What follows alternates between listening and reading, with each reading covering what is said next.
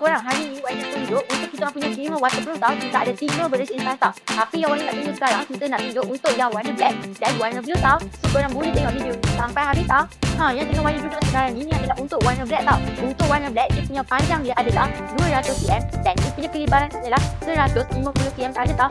Manakala dia punya tinggi 115 cm. Jangan risau kalau korang beli, dia akan ada 2 pintu, bahagian depan dan bahagian belakang tau. Jangan risau untuk bahagian tepi, bahagian kiri dan bahagian kanan, dia mempunyai ruang udara tau. Dan lagi satu, kalau korang beli untuk kita punya khemah waterproof, korang akan dapat sekali punya outer tau untuk dapatkan efek waterproof tau. So yang ni yang Wan tengah pegang sekarang ni adalah dia punya outer layer tau. Untuk dia punya outer layer ni untuk bagikan dapatkan efek waterproof untuk korang punya khemah tau. Kalau korang beli untuk khemah 1 ke 2 orang, untuk bahagian dalam dia boleh letak 1 tilang dapur tau. Dan lagi satu, Wan nak bagi tahu untuk bahagian atas. Untuk bahagian atas dia boleh letak 1 lampu tau sebab dia mempunyai scoop tau. Kalau korang nak tengok untuk yang warna biru pula, jom Wan tunjuk kat korang. Kalau korang beli untuk yang warna biru untuk 3 ke 4 person, dia punya panjang single biru 320 cm tau.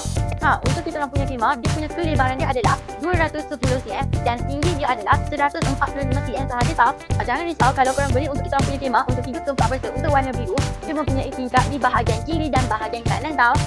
Dan korang jangan risau, dia boleh letak 1 tilang double dan 1 tilang single yang macam Wan ni tengah tunjuk sekarang tau.